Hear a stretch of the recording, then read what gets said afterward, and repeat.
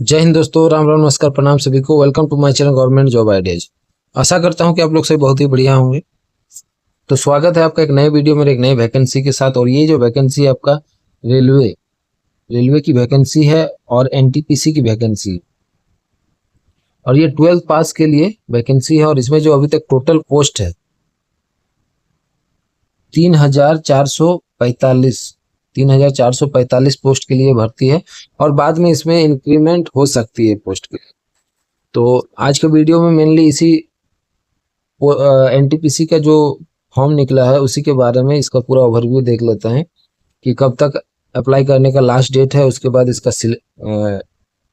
इसके लिए आपको एलिजिबिलिटी क्या चाहिए, उम्र सीमा क्या होनी चाहिए, और इसका जो एग्जाम पैटर्न वगैरह सिलेबस क्या है। तो चलिए वीडियो को शुरू करते हैं। शुरू करने से पहले जितने भी नए व्यूअर्स हैं चैनल को जरूर सब्सक्राइब कर लीजिए और बेल आइकन को प्रेस करना ना भूलें। चलिए वीडियो को शुरू करते हैं।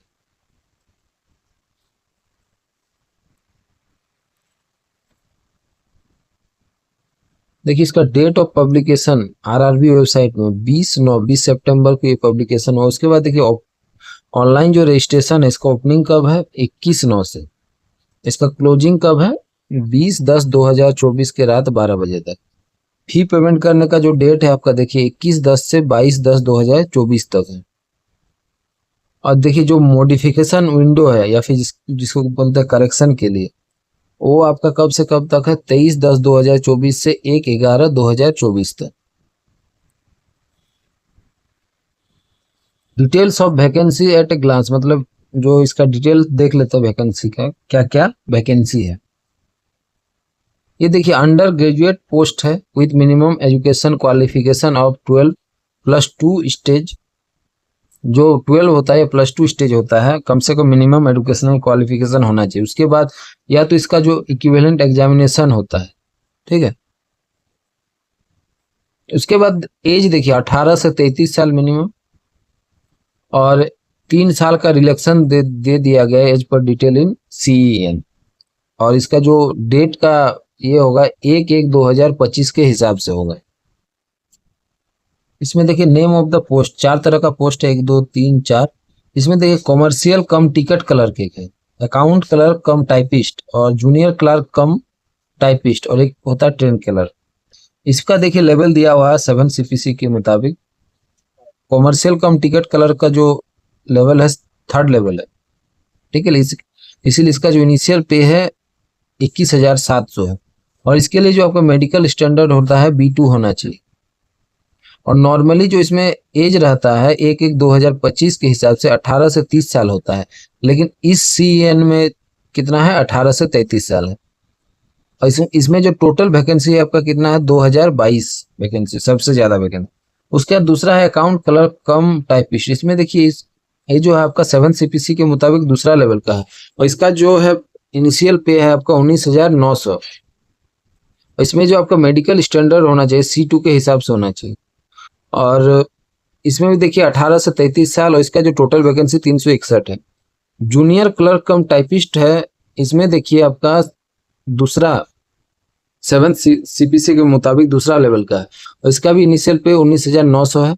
मेडिकल स्टैंडर्ड आपका C2 होना चाहिए, 18 से 33 साल होना चाहिए, और टोटल वैकेंसी इसमें है 990। और ट्रेन क्लर्क ये जो है आपका दूसरा लेवल का 7 CPC के हिसाब से इनिशियल पे इसमें 19,900 है।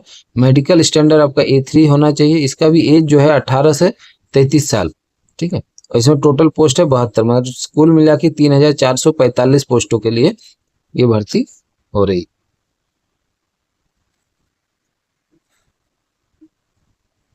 इसका देखिए सिलेक्शन प्रोसेस आपका क्या है, स्टेज ऑफ एग्जाम। इसमें 2 स्टेज का आपका CBT टेस्ट होगा, कंप्यूटर बेस्ड टेस्ट। उसके बाद आपका जो है computer based typing skill test होगा, TST। और ये सबके लिए नहीं है, ये जो टाइपिंग स्किल टेस्ट है for account clerk come typist और जूनियर क्लर्क कम टाइपिस्ट के लिए है, समझे।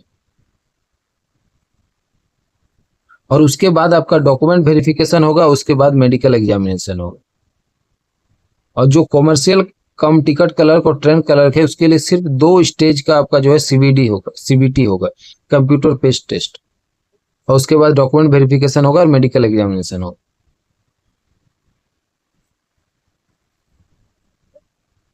इसमें देखिए शॉर्ट लिस्ट कैसे होगा आपका, जैसे ही RRB wise short listing of candidates for second stage में आपका कितना लिया जाएगा, सेकंड स्टेज के लिए 15 गुना, जितना वैकेंसी है उसका 15 गुना लिया जाएगा। और जो कंप्यूटर बेस्ड टाइपिंग स्किल है टीएसटी के लिए आपका कितना 8 गुना लिया जाएगा वैकेंसी के हिसाब से। इसमें देखिए नेगेटिव मार्किंग का क्या चक्कर है, इसमें देखिए हर मतलब 1/3 of the marks, her question में अगर नेगेटिव होता है, अगर गलत रॉन्ग आंसर पे 1/3 उसका जो अगर 3 नंबर दिया हुआ है तो 1 नंबर आपका काट लिया जाएगा रॉन्ग आंसर पे। एज लिमिट, उम्र सीमा आपका क्या होना चाहिए, देखिए जितना भी उम्र सीमा है जो आपका 1/1/2025 के मुताबिक होना चाहिए। उसके बाद देखिए इसमें जो ये जो सीपीसी है 7th सीपीसी लेवल 2 और 3, इसमें आपका अंडर ग्रेजुएट लेवल पोस्ट है, इसीलिए जो डेट ऑफ बर्थ आपका कैंडिडेट्स का कब से कब तक के बीच होना चाहिए, आप देख लीजिए। एज ग्रुप आपका 18 से 33 साल होना चाहिए। अपर लिमिट आपका देखिए क्या होना चाहिए, जो जनरल और ईडब्ल्यूएस के लिए 2/1/1992, मतलब 1992 के अगर उधर कोई जन्म है 91 या 92, तो उसका जनरल ईडब्ल्यूएस में भी नहीं होगा। 92 के जो इधर जो अपर लिमिट है, कम से कम 92 के बाद आपको मतलब डेट ऑफ बर्थ होना चाहिए 2/1/1992। वही देखिए जो ओबीसी है नॉन क्रीमी लेयर के लिए 2/1/1989 के हिसाब, और जो SC ST है 2/1/1987 उसका जो है अपर लिमिट होना चाहिए एज का। उसके बाद लोअर लिमिट कब होगा, 1/1/2007। इसके बाद अगर कोई मतलब जिसका डेट ऑफ बर्थ है 1/1/2000, वो इस फॉर्म को नहीं भर सकते।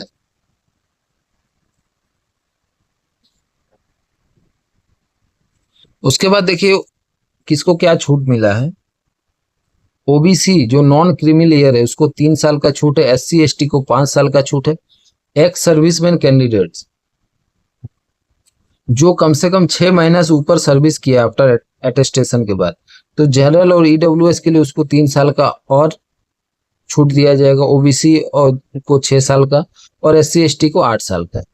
जो फिजिकली मतलब हैंडीकैप्ड उसके लिए देखिए जनरल और ईडब्ल्यूएस को 10 साल का, ओबीसी को 13 साल का, SC ST को 15 साल का छूट है। जो ग्रुप सी और ग्रुप डी में रेलवे स्टाफ है जो 3 साल कम से कम सर्विस हुआ है और कंटिन्यू कम से कम 3 साल का उसका सर्विस रेलवे में है, तो उसको उसका एज कितना होना चाहिए, जनरल ओबीसी के लिए 40 साल तक चलेगा, ओबीसी के लिए 43 तक चलेगा, और SC ST के लिए 45 ईयर एज तक चलेगा। वैसे कैंडिडेट जो क्वासी मतलब जैसे रेलवे ऑर्गेनाइजेशन का कुछ ऑफिस है उसमें अगर काम कर रहा है, कैजुअल ही, अगर रेलवे कैंटीन हो गया या फिर कोऑपरेटिव सोसाइटी हो गया, इंस्टीट्यूट जो इंस्टीट्यूट होता है उसमें अब अगर कोई काम कर रहे हैं चाहे कैजुअल ही कर रहे हैं तो उसके लिए और ज़्यादा छूट है। जनरल और ईडब्ल्यूएस के लिए 5 साल का और ज़्यादा छूट मिल जाएगा, ओबीसी के लिए भी 5 साल है, SC ST को भी 5 साल का ज़्यादा छूट मिलेगा।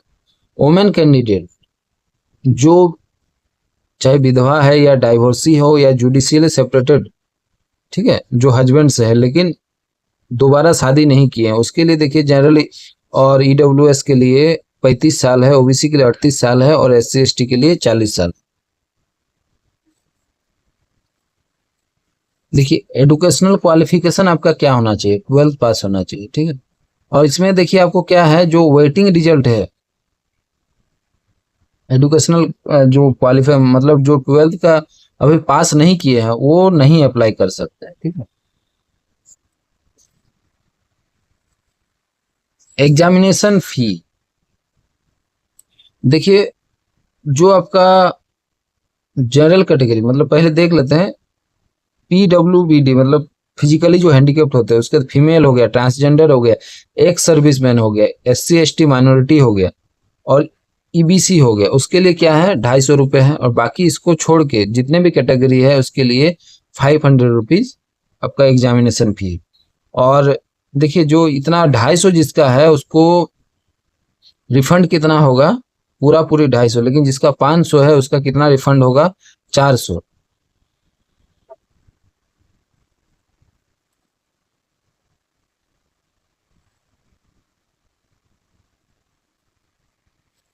और ये रिफंड कैसे होता है और रिफंड कब होता है। कम से कम आपको फर्स्ट स्टेज जो सीबीटी जैसे अफेयरिंग होते हैं उसमें अगर फेल हो जाते हैं तो आपका जो है ये रिफंड हो जाता है। ठीक है, फर्स्ट स्टेज सीबीटी इसका देख लिया आप पैटर्न क्या होगा एग्जाम पैटर्न। इसके लिए टोटल आपको 90 मिनट का समय दिया जाएगा, जिसमें जनरल अवेयरनेस से 40 क्वेश्चन रहेगा, उसके बाद मैथमेटिक्स से 30 क्वेश्चन और जनरल इंटेलिजेंस और रीजनिंग से 30 क्वेश्चन, टोटल 100 क्वेश्चन का होगा, जिसके लिए आपको 90 मिनट टाइम दिया जाएगा। और इसमें देखिए नेगेटिव मार्किंग क्या है, 1/3 आपका काट लिया जाएगा जो भी।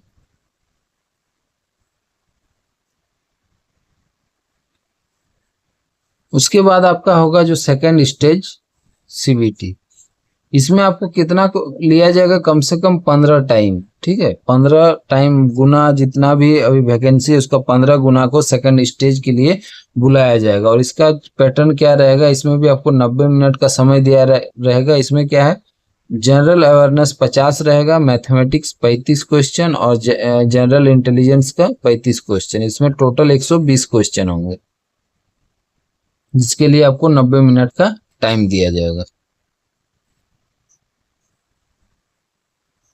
उसके बाद देखिए सेकंड स्टेज सीबीटी होने के बाद उसी को बुलाया जाएगा टीएसटी के लिए, टाइपिंग स्किल टेस्ट के लिए, जो अकाउंट क्लर्क कम टाइपिस्ट और जूनियर क्लर्क कम टाइपिस्ट के वैकेंसी में फॉर्म फिलअप किए होंगे। ठीक, तो इसके लिए आपको कितना होना चाहिए, 30 वर्ड्स पर मिनट इंग्लिश में होना चाहिए और 25 वर्ड पर मिनट इन हिंदी में होना चाहिए, विदाउट एडिटिंग टूल्स के, ये आपको होना चाहिए। और टीएसटी में आपको कितना गुना बुलाया जाएगा, जो वैकेंसी है उसका 8 गुना बच्चे को ही सिर्फ बुलाया जाएगा। इसके बाद आपका डॉक्यूमेंट वेरिफिकेशन होगा और डॉक्यूमेंट वेरिफिकेशन के बाद आपका जो है मेडिकल होगा। उससे पहले जो मार्क्स सीबीटी में आएगा उसमें आपको नॉर्मलाइजेशन किया जाएगा, ये बात याद रखिए। तो जो मोटा मोटा जानकारी था इस वैकेंसी से रिलेटेड वो मैंने दे दिया है, और इसके बाद भी अगर आपको किसी तरह का दिक्कत होता है तो कमेंट में जरूर बताइए कि आपको क्या जानकारी चाहिए। तब तक के लिए जय हिंद दोस्तों।